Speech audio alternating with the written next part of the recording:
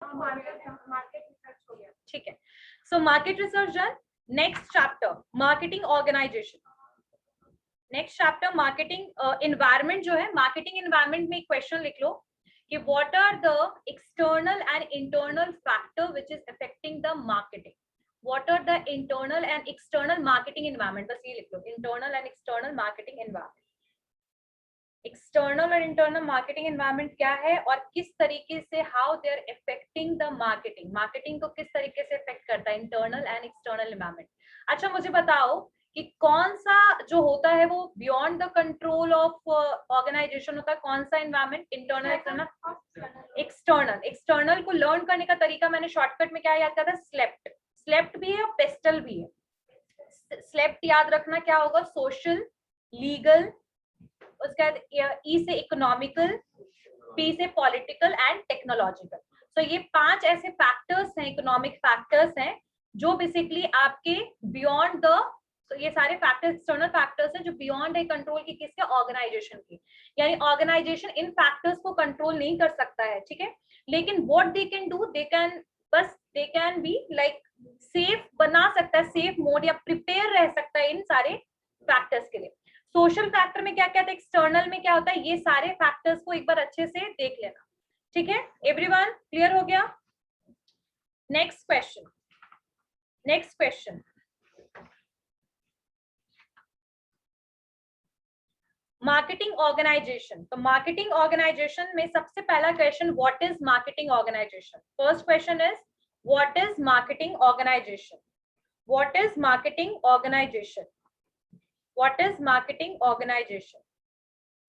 Marketing organisation क्या है। और नेक्स्ट जो क्वेश्चन है that is types of marketing organisation. और टाइप्स ऑफ मार्केटिंग ऑर्गेनाइजेशन में क्या क्या याद रखना है, फंक्शनल, जो बुक में गिवन है ना, ये चारों के चारों, ये चारों लर्न रखना, ठीक है। So the next question is types of marketing organisation. और टाइप्स ऑफ मार्केटिंग ऑर्गेनाइजेशन में ए बी सी डी ऐसे करके लिख लो, ठीक है। Types of marketing organisation, types of marketing organisation, और उसमें पहला लिखो ए, ठीक है। तो ए में लिखना फंक्शनल ऑर्गेनाइजेशन, बी में लिखना प्रोडक्ट ओरिएंटेड, सी में लिखना जियोग्राफिक, और डी में लिखना कॉम्प्लेक्स। और मैंने कुछ और भी करवाया नहीं है ना, ठीक है, कोई प्रॉब्लम नहीं, ये चारों बस लर्न रखना। देखो ये चारों क्लियर हो गई बात, ठीक है।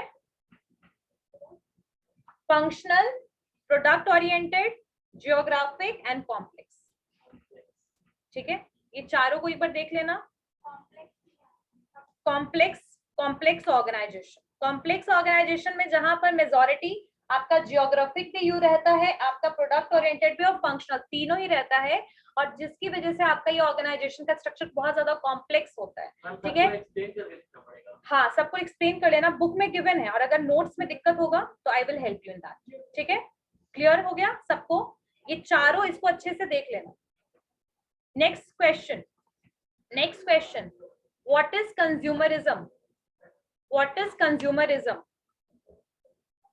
What is consumerism, what is consumerism, लिखिए क्वेश्चन। सेकंड लिखिए, सेकंड क्वेश्चन लिखिए, what are the various rights of traditional sellers, what are the various rights, what are the various rights of traditional sellers, what are the various rights of traditional sellers। एक काम करना, traditional sellers लिख लिया, next question में traditional sellers की जगह traditional buyers कर लेना, नेक्स्ट क्वेश्चन में लिख लेना वही सेम चीज, बस ट्रेडिशनल बायर कर लेना, ओके। ऑनलाइन क्लास सबको क्लियर हो रहा है बेटा, सब लोग सुन रहे हैं अच्छे से? Yes ma'am. ठीक है, और सब लोग कैमरा ऑन करके बैठो, ओके। उसके बाद नेक्स्ट क्वेश्चन है, what is misleading and deceptive advertising, what is misleading and deceptive advertising, या फिर लिखो explain misleading and deceptive advertising. Misleading MISLEADING, misleading and deceptive DECEPTIV, deceptive advertising, ठीक है। नेक्स्ट क्वेश्चन, कंज्यूमरिज्म में explain unique problems of Indian consumers. What are the various problems of Indian consumers? या तो ये question लिख लो, what are the various problems of Indian consumers? लिख रहे हो अभिषेक? ठीक है, next question, what are the various problems of Indian consumers? उसके बाद कुछ कंज्यूमर ग्रुप्स इंडिया के जो है वो, और कुछ गवर्नमेंट के जो गवर्नमेंट सपोर्ट है वो, तो यहाँ पर लिख लेना सिलेक्टेड कंज्यूमर ग्रुप्स का एक दो नाम याद रख लेना कंज्यूमर ग्रुप्स का, what are the various consumer groups and NGOs, यानी नॉन गवर्नमेंट ऑर्गेनाइजेशंस और ग्रुप्स जो बने हुए हैं ना, वो कंज्यूमर के लिए कौन कौन से हैं, उनका दो दो तीन तीन नाम बस लर्न कर रखना, ठीक है। उसके बाद है explain consumer protection act 1986, explain consumer protection act 1986। तो कंज्यूमर प्रोटेक्शन एक्ट जो 1986 में आया है, उसमें जो वेरियस टाइप के राइट्स हैं, कंज्यूमर प्रोटेक्शन एक्ट हो गया।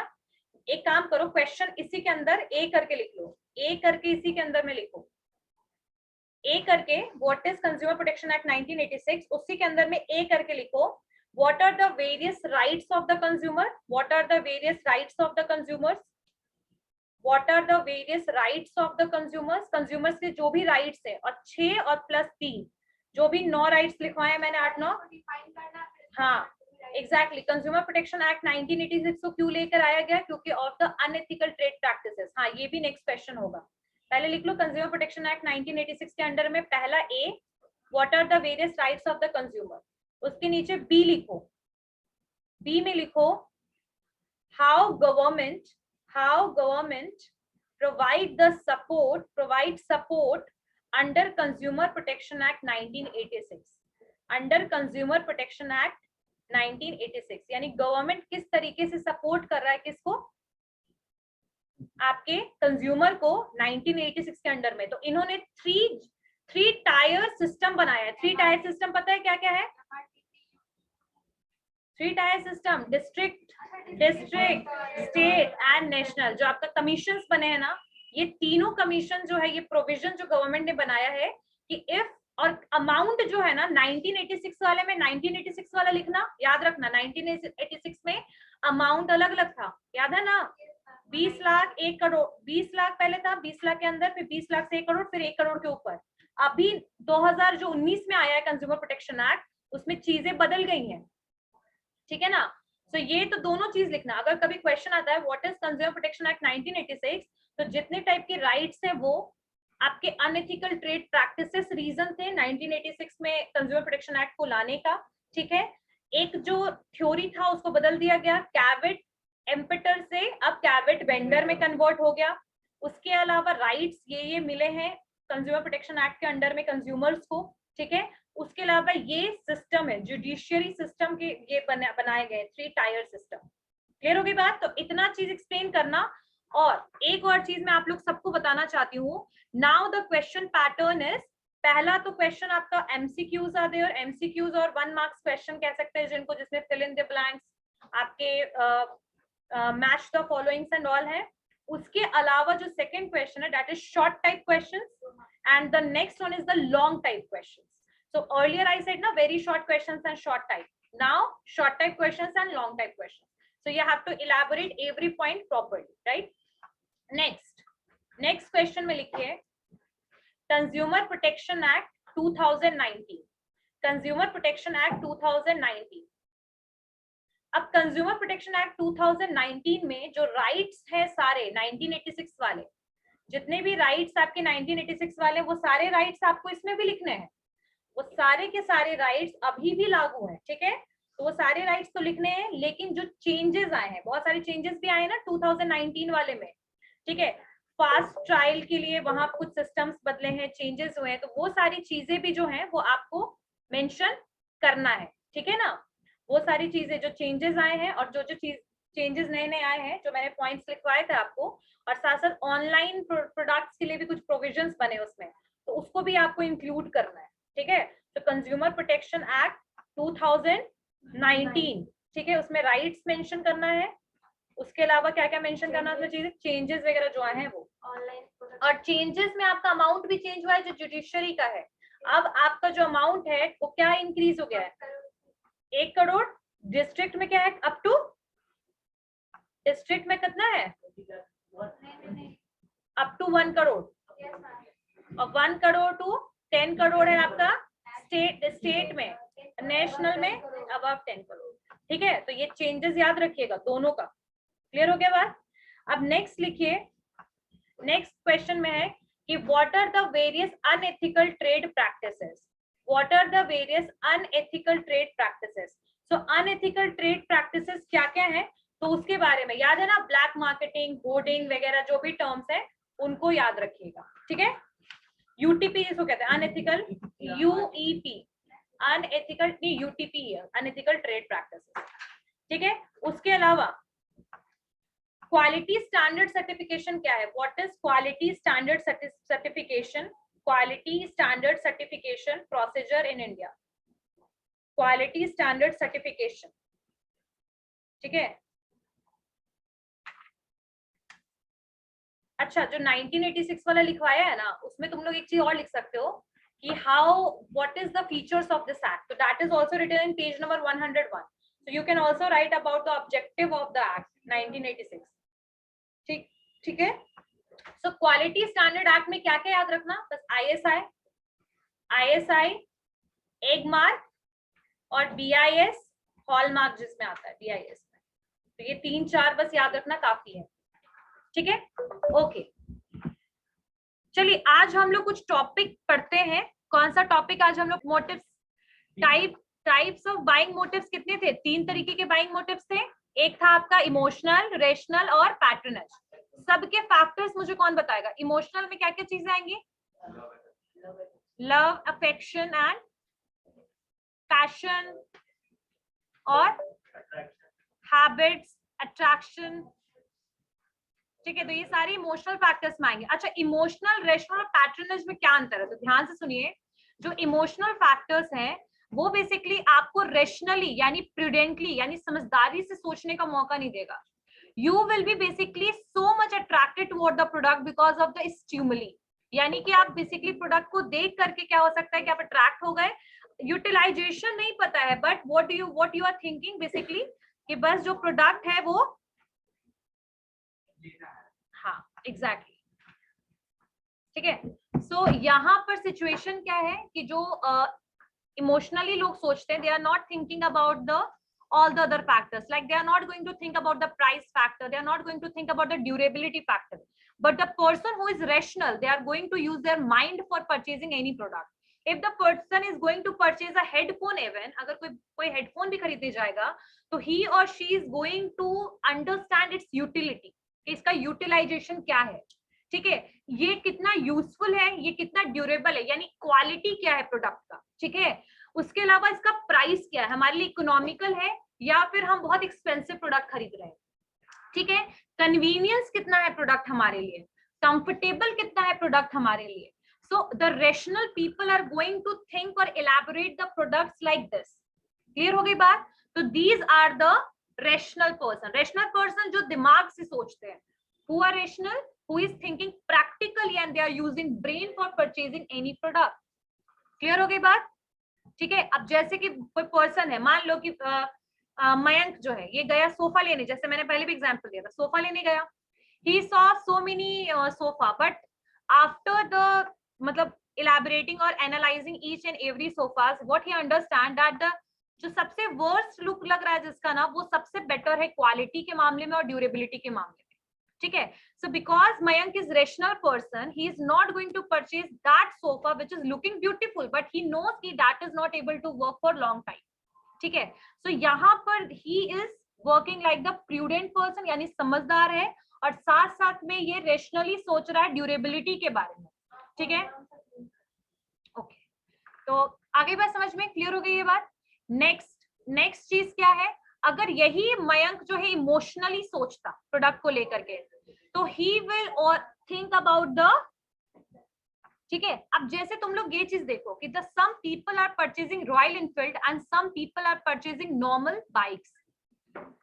Then now the question is that why people are purchasing Royal Enfield, but even they know that the use of both bike, like 50-80,000 वाला बाइक और 2 लाख वाले बाइक का भी same use है, तो दैट इज द पैशन। ठीक है, passion है कि I just want to purchase the Royal Enfield, ठीक है। सो इमोशनल और रेशनल समझ आ गया, मोटिव्स, इमोशनल और रेशनल मोटिव्स। यहाँ पर इमोशनल में क्या क्या चीजें आएंगी आपकी, यहाँ पर पर्सन जो है इम्पल्स परचेज की तरफ बढ़ता है। इम्पल्स मतलब समझते हो, ऐसे जो लोग होते हैं ना वो अचानक से भी प्रोडक्ट खरीद लेते हैं, जो इमोशनल वाले होते हैं। हाँ, पहले से डिसाइड नहीं करेंगे, लेकिन जो रेशनल होंगे ना they will always decide for purchasing the product in advance, और even if they will not going to understand या एडवांस में डिसाइड नहीं किया तो वहां पर जाके वो बहुत एफर्ट और टाइम लगाने के बाद ही प्रोडक्ट को क्या करेंगे, परचेज करेंगे, राइट। नाउ द क्वेश्चन, अब जो इमोशनल होंगे वो कौन होंगे, वो ईगो, फिर बोल सकते हैं कि जो बोल सकते हैं ना ego, affection, passion, love, habits. Clear हो गया। एक और तुम लोग को मैंने एग्जांपल दिया था। नेक्स्ट वन इज पैट्रनेज, ठीक है। सो पैट्रनेज में क्या क्या चीजें आएंगी आपकी, यहाँ पर पर्सन जो है they are going to think ना ही इमोशनली ना ही रेशनली, ये कन्वीनियंस के हिसाब से और एट द टाइम की नीड और अवेलेबिलिटी के हिसाब से। जैसे किसी को केक खरीदना है, अब एकदम से समझ आया कि today I have to purchase cake, तो अब तुरंत से मार्केट गए, वहां पर लोकेशन नियर बाय होना चाहिए, कन्वीनियंस देखा, शॉप का लुक देखा, शॉप का लुक बहुत एक्सक्लूसिव लगा, गए परचेज कर लिया। तो यहाँ पर कुछ ऐसे फैक्टर्स हैं जो आपके ब्रेन और माइंड, ब्रेन और बोल सकते हैं ना हार्ट के बीच अलग बिल्कुल चलता है, external factors, right. So here the person is going to think about the location of the location, देखेगा शॉप का, जो कस्टमर एग्जीक्यूटिव है या सेल्स रिप्रेजेंटेटिव है उसका way of communication, the way of telling और इलैबोरेटिंग द थिंग्स वो देखेगा, ठीक है। उसके अलावा और क्या चीजों को देखेगा कि उस क्रेडिट फैसिलिटी, कि भाई आप कैश में, हो सकता है कि आपके पास कैश ना हो, आपके पास कार्ड प्रेजेंट हो, तो आप वैसे शॉप में जाओगे ना जहाँ कार्ड यूज कर सको। हाँ, तो we can say that here we are going to think about it कि भाई यहाँ पर हम ऑनलाइन पेमेंट कर सकते हैं या नहीं। So these are factors which comes under the patronage motive, ठीक है। Here we are not going to think rationally or emotionally, but according to the at the time वाला condition के हिसाब से we are going to evaluate the things for purchasing the product। Clear होगी बात, तीनों चारों। इसमें मैंने पॉइंट्स भी लिखवाया था, अलग अलग वर्ड्स। मनी बताना, पहला इमोशनल में क्या क्या चीजें थी।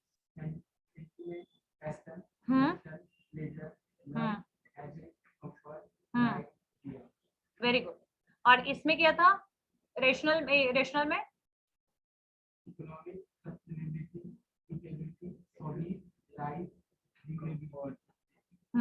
तो यहाँ पर इमोशनल में आएगा, लेकिन कंफर्ट भी रेशनल में भी लिख लेना, comfort, because comfort is something which irrational people also think, right.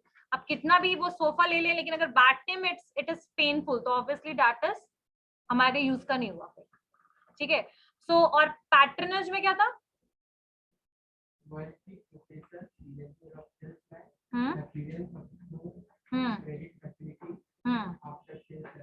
After sale service समझते हो क्या होता है ना, कि जो प्रोडक्ट खरीद रहे हैं उसके बाद हमें repair, warranty, guarantee, exchange offers, returning, जैसे आजकल ऑनलाइन में replacement offer is there like 10 days, 20 days, 1 month, right? So here we are going to think all these things in the patronage, ठीक है। Now types of motives clear हो गया, buying motives, okay। अच्छा, मैंने यहाँ लिखवाया भी आप लोगों को। और रेशनल में इकोनॉमिक सुटेबिलिटी, आपका मनी भी आ जाएगा इसमें, पैसा, ठीक है, प्राइस। चलिए नेक्स्ट क्वेश्चन। अच्छा, बाइंग डिसीजन प्रोसेस कौन बताएगा, कंज्यूमर बाइंग डिसीजन प्रोसेस क्या है, कितने प्रोसेस हैं बाइंग डिसीजन प्रोसेस में, क्या है, फाइन पी कौन बताएगा मुझे, नीड,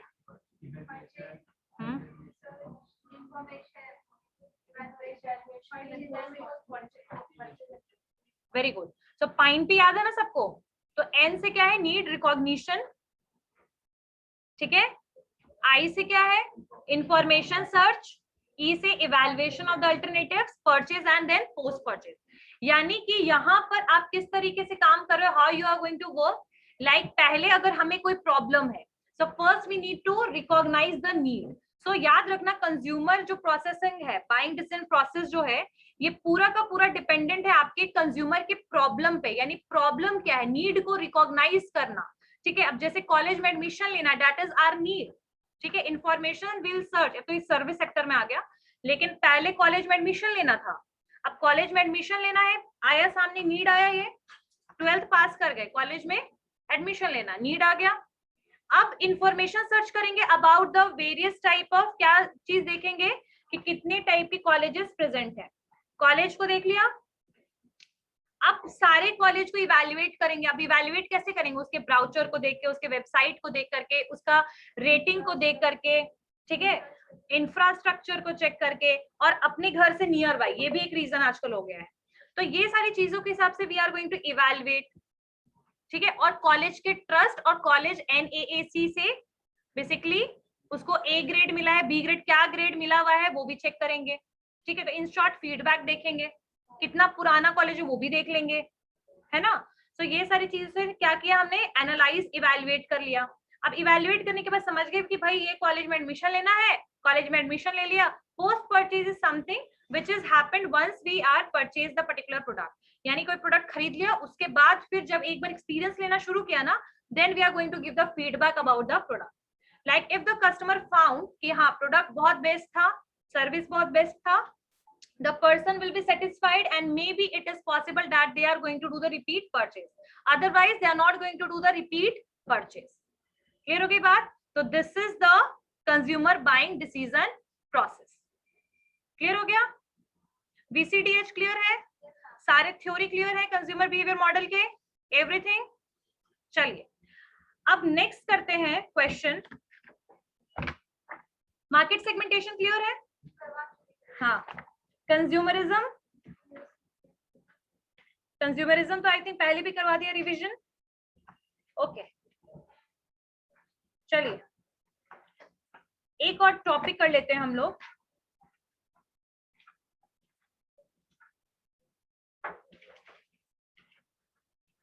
मार्केटिंग रिसर्च में किसी को कोई डाउट? एप्लीकेशंस देख लेते हैं मार्केटिंग रिसर्च का थोड़ा, ठीक है। So there are various type of marketing research के कुछ एप्लीकेशंस हैं, क्योंकि रिसर्च मार्केटिंग के ऊपर है। रिसर्च क्या होता है? साइंटिफिक तरीके से कोई चीज फाइंड आउट करना, कुछ प्रॉब्लम का सॉल्यूशन निकालना, एक्सपेरिमेंट करना, that is known as research. यानी वापस से किसी चीज को सर्च करना, इसको कहते हैं रिसर्च, ठीक है। रिसर्च के लिए क्या चीज चाहिए होता है हमें? डेटा। क्या चाहिए होता है? डेटा। अब डेटा कहाँ से आता है? दो तरीके से, primary data and secondary data.